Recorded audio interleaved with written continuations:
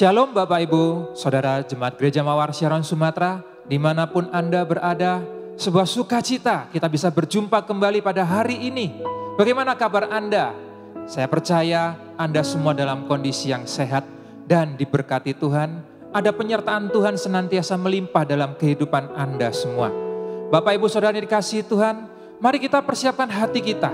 Hari ini kita akan mengikuti KKR CG secara online dengan mengangkat tema hidup damai sejahtera. Mari kita persiapkan hati kita. Dimanapun Anda berada, mari kita bisa mengikuti event ini dari awal hingga sampai selesainya. Dan kita merindukan pribadi Tuhan senantiasa. Bapak Ibu Saudara dikasihi Tuhan, saya percaya kita membutuhkan komunitas yang sehat.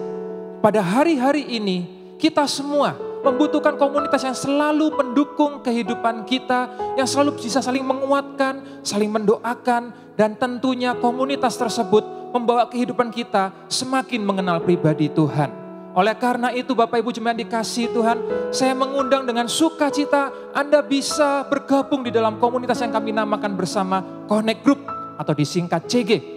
Bagi Bapak Ibu Saudara, bagi Anda yang merindu untuk mengikuti CG bergabung dalam komunitas kami ini, Anda bisa mengisi sekolom komen di YouTube Anda bisa menuliskan bahwa Anda rindu bergabung dengan CG.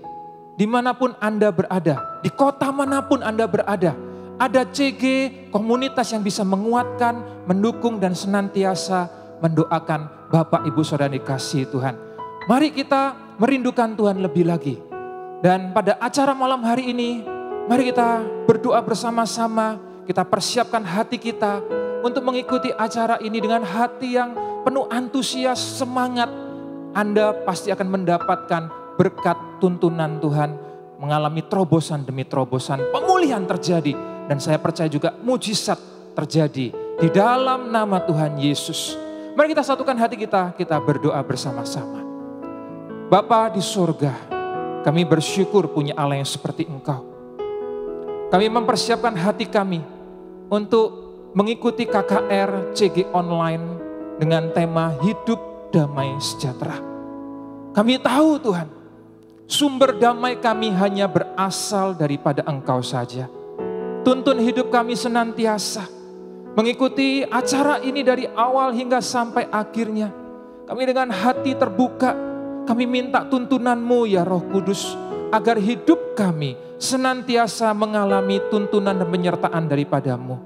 Bapa di sorga, kami bersukacita dan kami mengikuti acara ini dengan antusias. Tuhan memberkati, menuntun hidup kami, membawa hidup kami ke padang rumput yang hijau. Di dalam nama Tuhan Yesus Kristus kami berdoa. Haleluya. Amin. Tuhan Yesus memberkati. Shalom jemaat Tuhan, semua yang antusias memuji menyembah Tuhan hari ini, boleh sama-sama berikan tepuk tangan yang terbaik untuk Tuhan. Mari kita keluar.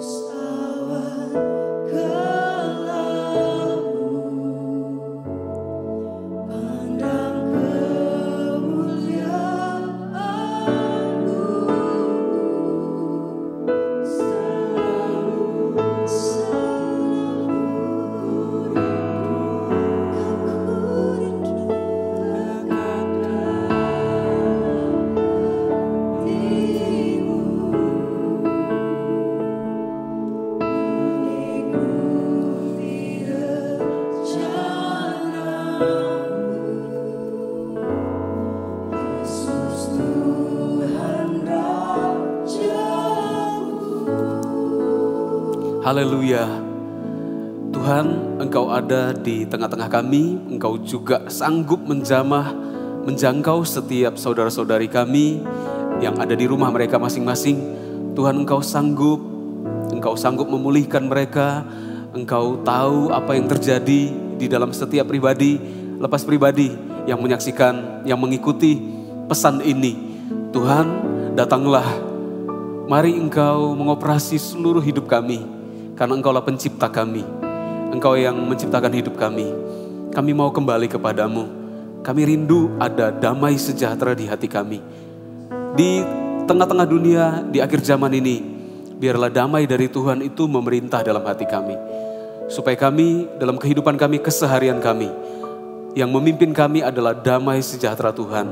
Dalam segala keputusan kami, di keluarga kami, pekerjaan kami, apapun itu, yang kami putuskan adalah keluar dari hati yang mengasihi Tuhan, keluar dari hati yang damai, bukan tergesa-gesa, bukan karena sebuah pemikiran yang tergesa-gesa, tapi karena ada damai sejahtera dalam hati kami. Tuhan, Engkau ulurkan tangan-Mu, menjangkau setiap jiwa, setiap orang yang mendengarkan. Tuhan ubah, Tuhan pulihkan di dalam nama Yesus. Sampaikanlah firman-Mu ya Tuhan, sebab Engkau firman yang hidup. Yesus, Engkau firman itu. Engkau taburkan dalam hati kami. Pulihkan kami semua ya Tuhan. Dalam nama Yesus kami mau merenungkan firman. Haleluya. Amin. Puji Tuhan. Shalom Bapak Ibu Saudara yang saya kasihi dimanapun Anda berada. Hari ini saya mau menyapa Anda di berbagai kota. Saya percaya ada dari ujung ke ujung, dari Aceh sampai ke Lampung, Palembang, Jambi, Pekanbaru. Ada banyak perwakilan, ada banyak jiwa, 1-2 orang dari berbagai kota yang sempat kami hubungi. Anda semua mendengarkan pesan ini, ada sesuatu yang Tuhan mau sampaikan dalam hidupmu. Engkau akan dijamah oleh Tuhan. Engkau akan dipulihkan oleh Tuhan. Tuhan mengurapimu, buka hatimu bagi Tuhan. Sama-sama kita membuka firman Tuhan. Terima kasih PAW, silahkan duduk. Firman Tuhan di dalam Lukas pasal yang ke-18 ayat yang ke-9. Lukas 18 ayat 9 sampai 14. Saya bacakan untuk Anda semua. Perumpamaan tentang orang Farisi dengan pemungut cukai. Dan kepada beberapa orang yang menganggap dirinya benar dan memandang rendah orang lain, Yesus mengatakan perumpamaan ini. Ada 2 orang pergi ke bait Allah untuk berdoa. Yang seorang adalah Farisi dan yang lain pemungut cukai.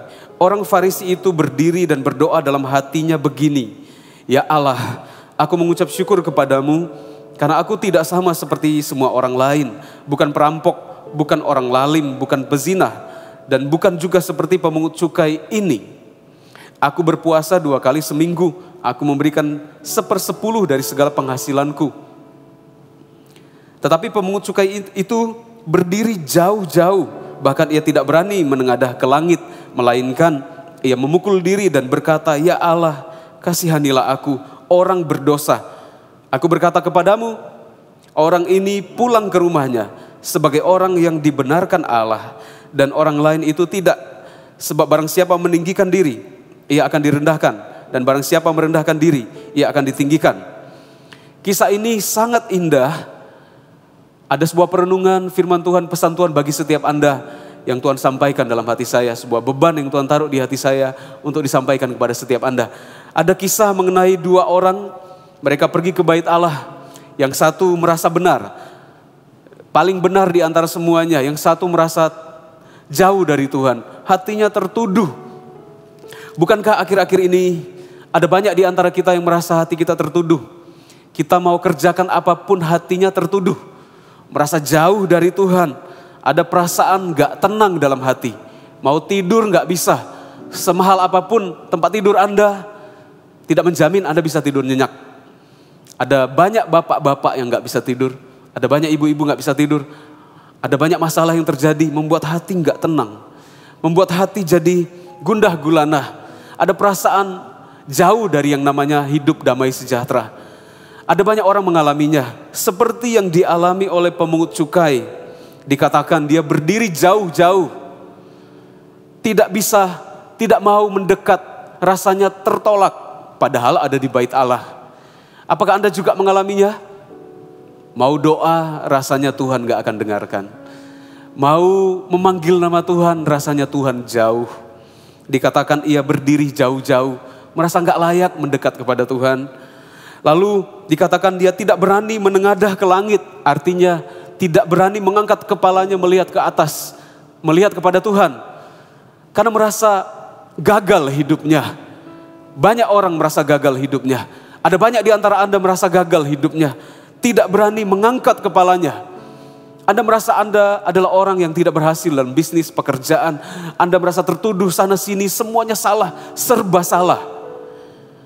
Dan tahukah Anda bahwa jika Anda tetap tinggal di dalamnya, perasaan demikian, iblis bisa memakai perasaan demikian, iblis bisa menunggangi perasaan demikian. Anda makin terpuruk hari demi hari, merasa jauh dari Tuhan, merasa nggak layak, merasa memang mungkin Anda ditakdirkan untuk gagal dan sebagainya.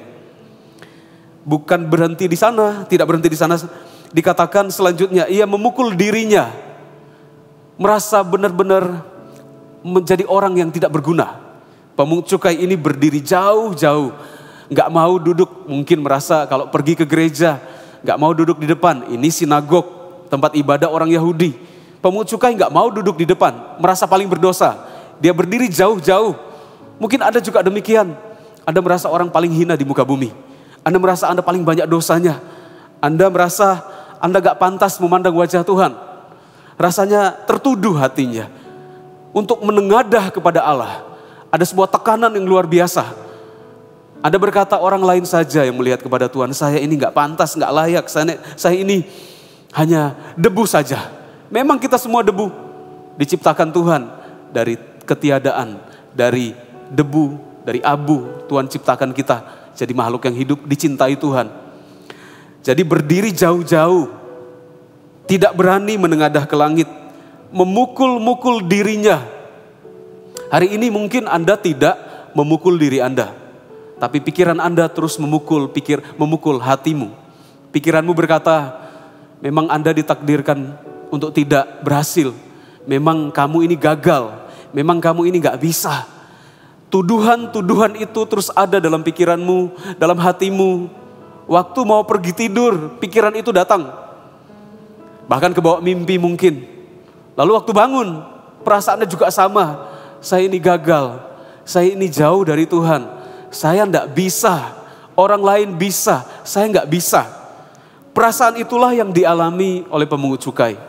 Hari-hari ini ada banyak orang mengalami hal yang sama. Ada banyak orang mengalami tekanan hidup, gak ada damai sejahtera. Rasanya dikejar-kejar terus padahal tidak ada yang kejar. Waktu bangun pagi pingin segera malam hari tiba. Ketika malam hari tiba mau tidur pingin segera pagi. Muter-muter setiap hari, bertambah minggu, bertambah bulan, bertambah tahun. Hidupnya di situ-situ saja. Bapak, Ibu, Saudara, jika Anda mengalaminya, saya mau beritahu kabar sukacita bagi setiap Anda. Puji Tuhan, pemungut cukai ini ternyata mengalami jamahan Tuhan. Kalau kita lihat di ayat yang ke-14 dikatakan begini. Aku berkata kepadamu, orang ini maksudnya pemungut cukai, pulang ke rumahnya sebagai orang yang dibenarkan Allah. Dan orang lain itu tidak. Pemungut cukai yang merasa tertuduh, merasa lemah, merasa bukan siapa-siapa. Pulang telah dipulihkan oleh Tuhan, hatinya gak tertuduh lagi. Betapa plong hatinya. Bukankah itu yang kita cari hari-hari ini? Plong hati itu tidak bisa ditukar dengan uang. Ada banyak orang punya uang banyak, hatinya gak plong. Ada banyak orang bisa punya fasilitas. Banyak orang kaya punya fasilitas, tapi hatinya gak plong. Ada tuduhan di dalam hatinya. Orang ini pulang ke rumahnya telah dibenarkan oleh Tuhan. Dibenarkan artinya dibebaskan, dibersihkan. Ada 3 makna. Dibenarkan, dibebaskan, dibersihkan. Ketika orang ini datang kepada Tuhan di bait Allah, dikatakan dia merendahkan hati. Lalu Tuhan membenarkan dia karena dia rendah hati. Dia tersungkur di hadapan Tuhan, merasa gak layak. Tapi dia berseru kepada Tuhan.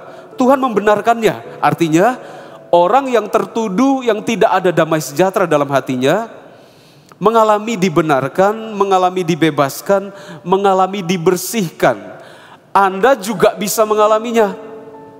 Siapapun Anda, dari latar belakang apapun Anda, di kota manapun Anda, tempat terpencil sekalipun, kalau Anda berseru kepada Tuhan, Anda bisa dibebaskan, Anda bisa dibenarkan, Anda bisa dibersihkan hatimu dari segala tuduhan, dosa dan sebagainya. Tuhan itu ingin memulihkan setiap orang. Tuhan itu tidak menerima orang-orang tertentu saja. Tuhan menerima semua orang, pria, wanita, segala usia, dari suku bangsa manapun, dengan latar belakang apapun. Tuhan ingin sekali membuat hati kita damai. Hati damai itu adalah sebuah kondisi hati yang percaya kepada Tuhan. Dan ini nggak bisa ditukar dengan apapun. Tidak bisa kita mengukur damai sejahtera itu dari apa yang kita miliki. Damai sejahtera itu hanya muncul kalau kita punya Tuhan. Saya rindu, benar-benar rindu. Setiap orang yang mendengarkan, setiap Anda yang mendengarkan suara saya ini sebagai perwakilan Tuhan, karena saya hamba Tuhan. Saya mau beritahu, kalau Anda buka hati bagi Tuhan, ada damai yang mengalir dalam hatimu. Dan firman Tuhan berkata, damai sejahtera yang kuberikan tidak seperti damai sejahtera yang diberikan oleh dunia ini. Ada sebuah perasaan damai dalam hatimu sekalipun kadangkala masalah belum selesai. Ada perasaan merasa diterima ketika Anda pulang dan beristirahat malam hari. Hatimu tenang karena Anda tahu dengan sebuah keyakinan iman yang teguh. Ada Tuhan yang membenarkan saya. Siapa yang bisa menuduh saya? Memang masa lalu saya begini, memang masa lalu saya buruk, tapi Tuhan ada di pihak saya. Tuhan telah menerima saya. Ada damai di hatimu. Damai itu tidak bisa diberikan oleh dunia. Firman Tuhan berkata, dunia ini menawarkan damai sejahtera. Tapi damai sejahtera yang ditawarkan oleh dunia ini palsu. Damai sejahtera dunia ini tergantung kamu punya apa. Anda takarannya harus punya kekayaan sedemikian banyak supaya ada damai sejahtera. Bukankah kita semua sudah menyaksikan di akhir zaman ini banyak orang punya banyak harta, tapi nggak ada damai di hatinya. Firman Tuhan berkata, Yohanes 14 ayat 27. Damai sejahtera ku tinggalkan bagimu, damai sejahtera ku berikan kepadamu, dan apa yang kuberikan tidak seperti yang diberikan oleh dunia kepadamu. Janganlah gelisah dan gentar hatimu, jangan gelisah dan gentar hatimu. Bapak ibu saudara yang saya kasihi, buka hatimu bagi Tuhan. Sekalipun hari ini Anda tertuduh, mari, kata firman Tuhan, berperkara dengan Tuhan. Berperkara dengan Tuhan bukan cari masalah dengan Tuhan, artinya terbuka dengan Tuhan. Ayo berdiri di hadapan Tuhan dan katakan semua isi hatimu di hadapan Tuhan. Tuhan nanti arahkan mana yang salah, mana yang diteguhkan, mana yang harus dibuang, mana yang harus dipotong, seperti ranting yang dibersihkan, mana yang harus kita tumbuhkan. Jadi di tengah-tengah ketidakpastian, kegalauan Anda hari ini, percaya Tuhan bisa memberikan damai sejahtera.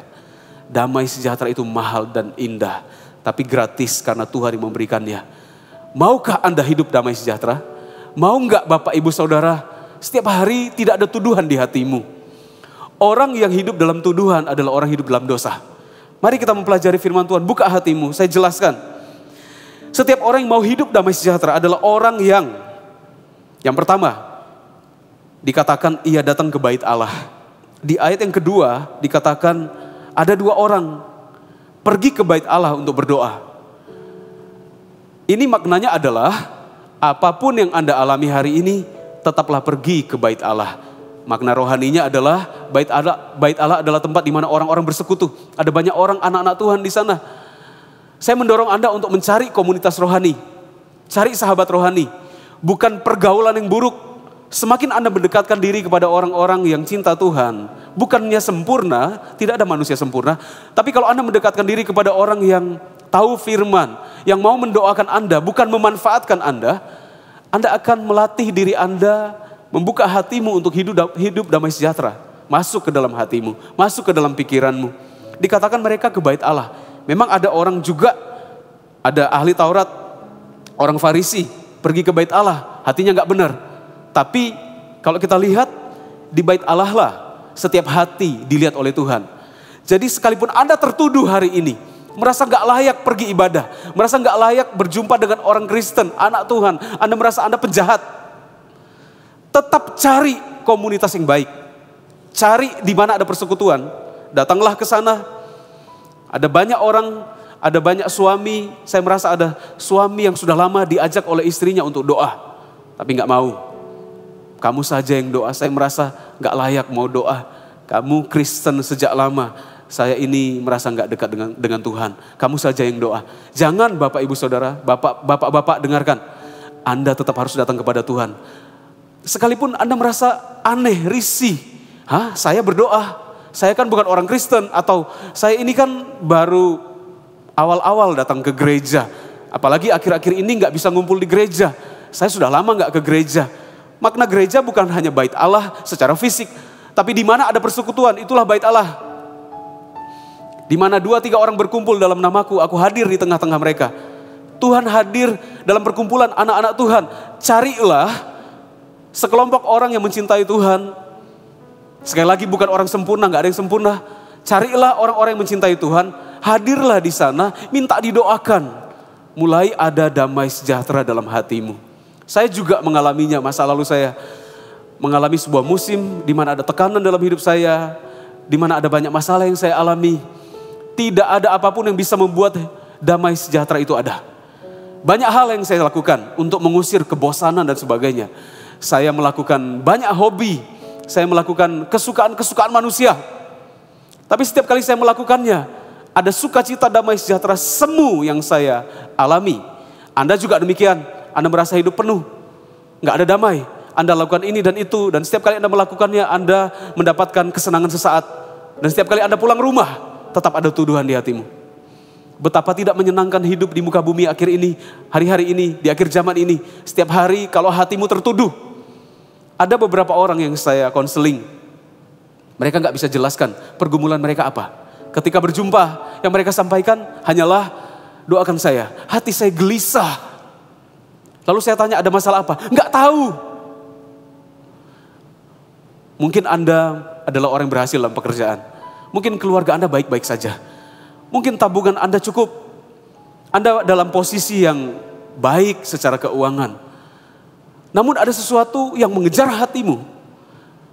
Dan entah kenapa Anda nggak bisa bayar dengan uang. Anda nggak bisa bayar supaya ada damai di hatimu. Saya pernah berjumpa dengan satu orang yang demikian. Beberapa orang sih. Ada satu anak muda yang berjumpa dengan saya ke rumah, lalu saya doakan, saya izinkan untuk masuk ke dalam tempat tidur kami, maksudnya ke kamar kami, ada istri saya, ada saya juga. Dia adalah seorang anak muda, seorang pria, karena sesuatu yang sangat rahasia.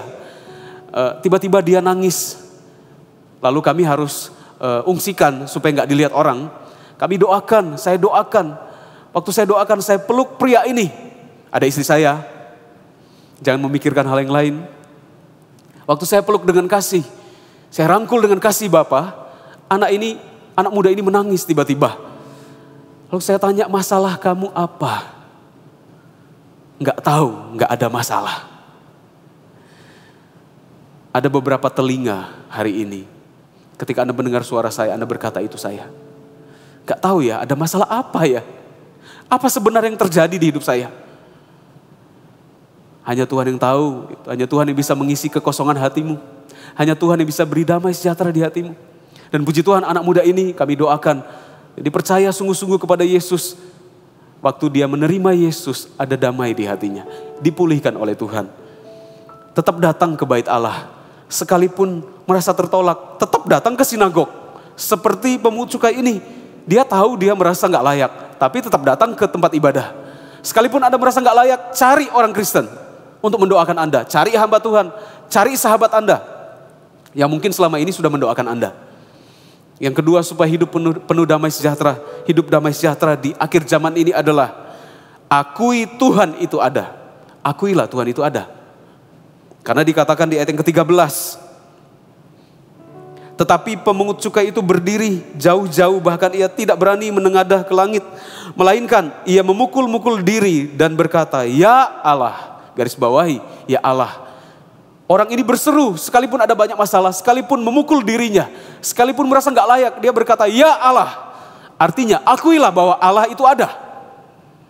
Jika Anda merasa tertekan akhir-akhir ini dengan masalah rumah tangga, dengan masalah anak, masalah mertua, menantu, dan sebagainya, pekerjaan, penyakit dan sebagainya, percaya, serukan dari bibir lidah Anda, ya Tuhan, ya Yesus, tolong saya. Tuhan itu ada. Saat Anda mengatakan demikian, Artinya Anda berseru, Anda berkata bahwa Tuhan itu masih ada. Bahwa Tuhan itu berkuasa atas segala sesuatu. Sekalipun saya merasa tertolak, tapi Tuhan itu ada. Sekalipun saya tertuduh, tapi Tuhan itu ada. Ini yang dialami oleh orang buta yang di Yeriko. Ketika mereka mendengar ada Tuhan Yesus lewat, mereka berkata, wow, ada Tuhan, anak Daud lewat. Dan mereka berseru. Orang buta ini berseru, Yesus anak Daud, kasihanilah aku. Mintalah kepada Tuhan kemurahan. Itu yang ketiga. Have mercy on me. Jesus, berserulah kepada Tuhan. Anda bisa melakukannya di kamar tidur Anda. Anda sendirian, mungkin di ruang tamu, nggak ada orang lain hari ini menyaksikan. Anda bisa berseru kepada Tuhan, Tuhan Yesus, tolong saya. Gak ada yang bisa tolong saya.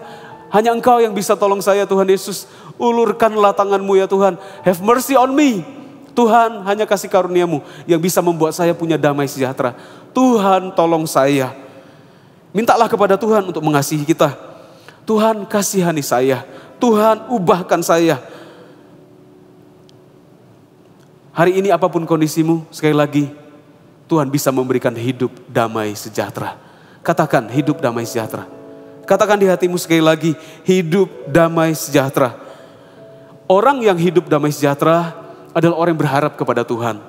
Orang yang punya damai dalam hatinya adalah orang yang melihat kepada Tuhan. Bukan melihat kepada manusia seperti orang Farisi. Orang Farisi berkata begini, Tuhan, saya mengucap syukur. Sebab saya tidak seperti semua orang, kata firman Tuhan. Dia mengatakan demikian, saya nggak seperti semua orang. Artinya dia merasa dia paling benar. Orang yang demikian tidak akan punya damai sejahtera. Justru orang yang melihat hanya kepada Tuhan, dialah yang punya damai sejahtera. Orang Farisi itu berkata, saya ini bersyukur, saya ini bukan perampok. Saya bukan orang pezinah, bukan pemungut cukai. Saya ini berpuasa 2 kali dalam 1 minggu. Saya ini memberikan 1/10 dari semua apa yang saya dapatkan, harta saya. Dia membanggakan jasanya, kerohaniannya. Tuhan gak terima orang yang membanggakan semua apa yang dia miliki. Tuhan melihat hatimu. Jangan banggakan. Bukankah ini yang dialami oleh Kain dan Habel. Kain ini membunuh Habel. Kain ini kenapa dia cemburu kepada Habel, membunuh Habel. Bahkan Habel itu adiknya. Karena Kain ini cemburu rohani yang salah. Waktu Kain dan Habel memberikan korban bakaran kepada Tuhan di kitab Kejadian, dikatakan persembahannya Habel diterima oleh Tuhan.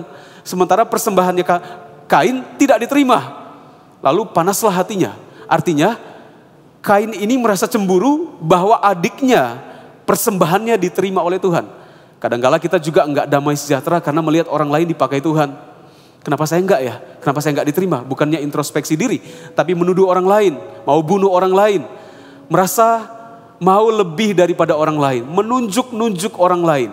Bapak Ibu Saudara, buang semua karakter demikian. Jangan pernah tunjuk-tunjuk orang berkata, puji Tuhan, saya bukan pezina. Kalau kita perhatikan, yang dia tunjuk itu pribadi-pribadi loh.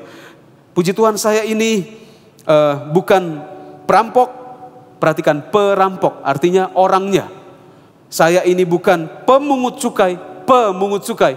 Maksudnya orangnya. Yang diserang oleh orang Farisi adalah pribadi. Kita nggak boleh serang orang lain supaya punya hidup damai sejahtera. Mungkin doa yang paling benar adalah, Tuhan, saya mengucap syukur saya tidak berzina. Harusnya demikian. Saya mengucap syukur karena Engkau jaga saya Tuhan, sehingga saya tidak merampok.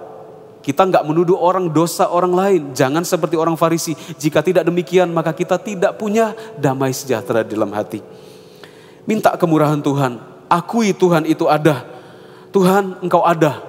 Beri saya damai sejahtera, karena itu janjimu. Tuhan Yesus bisa memberikan damai sejahtera kepada setiap orang yang memintanya. Hari ini mintalah. Gampang. Ulurkan tanganmu lalu berkata, Tuhan Yesus, beri saya damai sejahtera.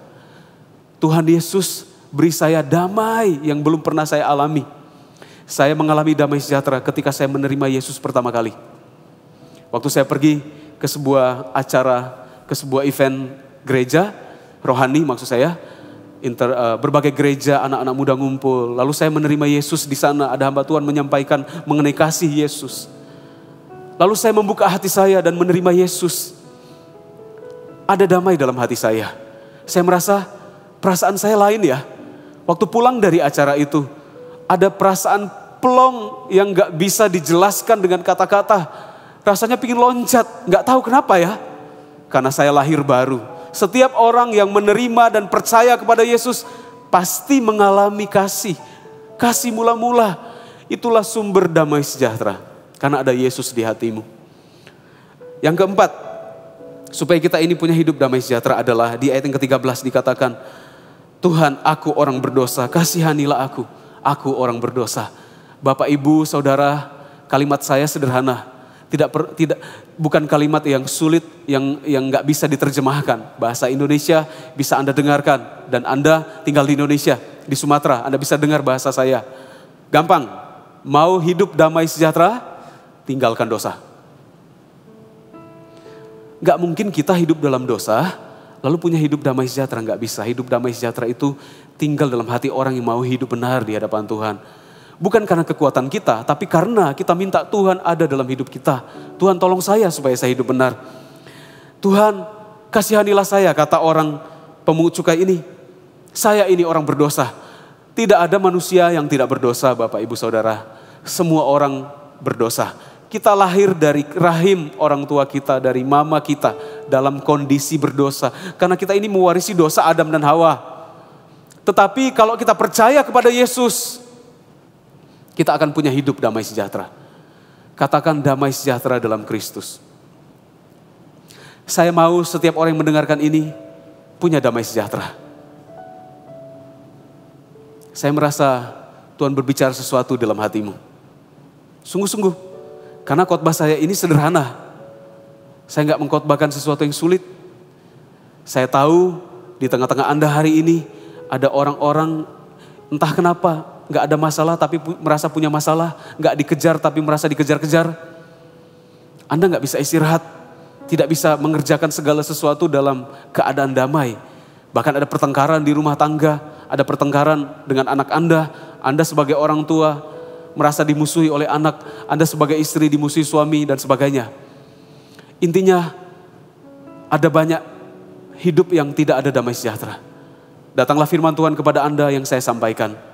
Dari Alkitab tentunya, ini firman Tuhan.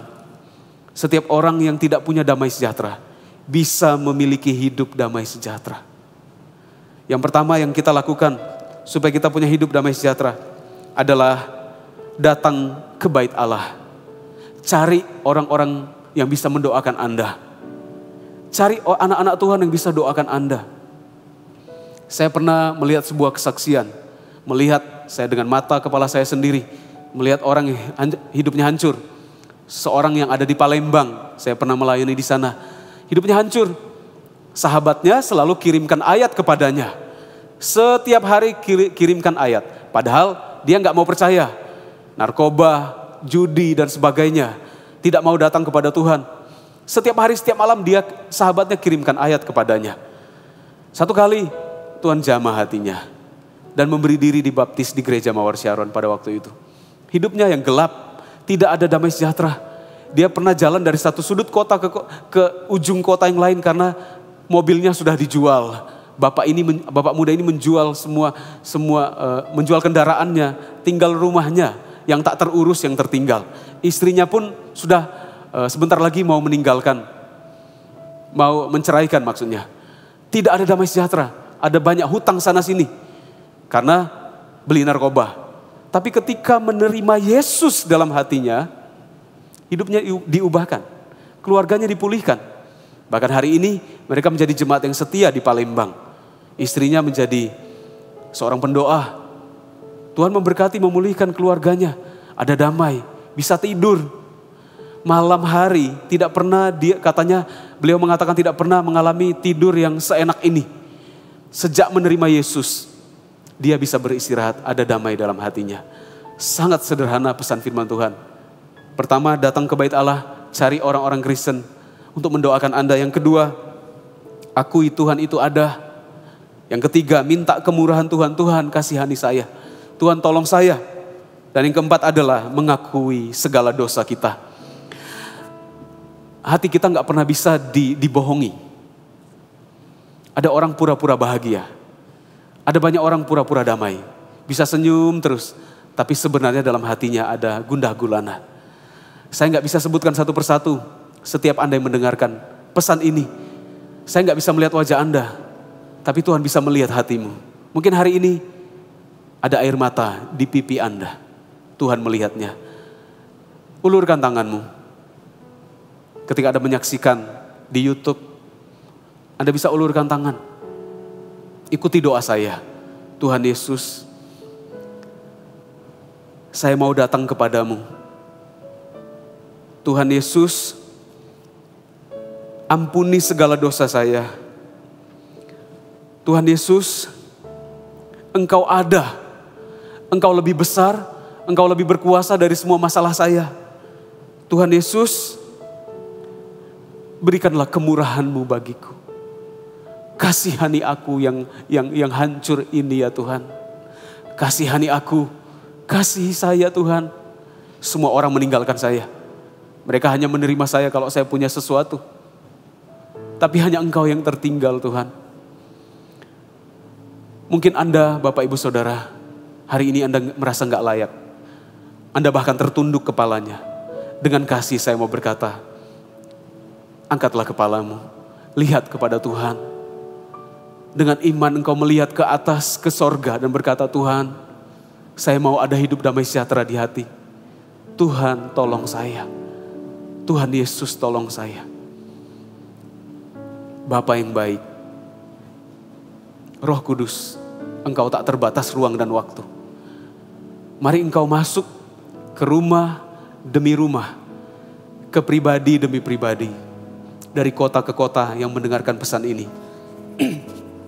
Tuhan, Engkau yang jamah hati mereka. Angkat segala beban hidup mereka Tuhan. Mereka merasa hidupnya gak berarti. Ada beban di punggung, di jiwa mereka ya Tuhan. Hari ini mereka dengar firman. Ternyata bisa Tuhan angkat beban. Tuhan gantikan dengan damai sejahtera. Sekali lagi ikuti doa saya. Tuhan Yesus, ampuni segala dosa saya. Saya menerima Engkau sebagai Tuhan dan Juru Selamat hidup saya. Tuhan Yesus, berikan saya masa depan yang indah. Masa depan yang penuh pengharapan. Hidup damai sejahtera. Ketika Anda menerima Yesus dalam hatimu, mulai hari ini bacalah Alkitab, milikilah Alkitab. Kalau Anda bukan orang Kristen, Yesus tetap mengasihimu. Yesus tetap mau hadir di hatimu. Asalkan dengan lidahmu, dengan bibir Anda mengucapkan, Anda berkata, saya mau menerima Engkau Yesus dalam hatiku. Terima kasih Tuhan, Engkau yang tahu setiap orang yang menerima Engkau. Jamah mereka, mulai hari ini mereka hidup baru dalam Tuhan. Terima kasih Tuhan. Tuhan memberkatimu. Mulai hari ini, hiduplah dalam damai sejahtera Tuhan. Engkau punya Bapa di sorga. Burung di udara, Tuhan pelihara, apalagi Engkau. Terimalah Yesus, jaga Yesus di hatimu. Tuhan memberkati engkau di dalam nama Allah Bapa, dalam nama Tuhan Yesus Kristus, dengan kuasa Roh Kudus, dalam nama Yesus. Sama-sama katakan dengan iman yang kuat. Amin. Tuhan memberkatimu. Sampai ketemu di lain kesempatan. God bless you.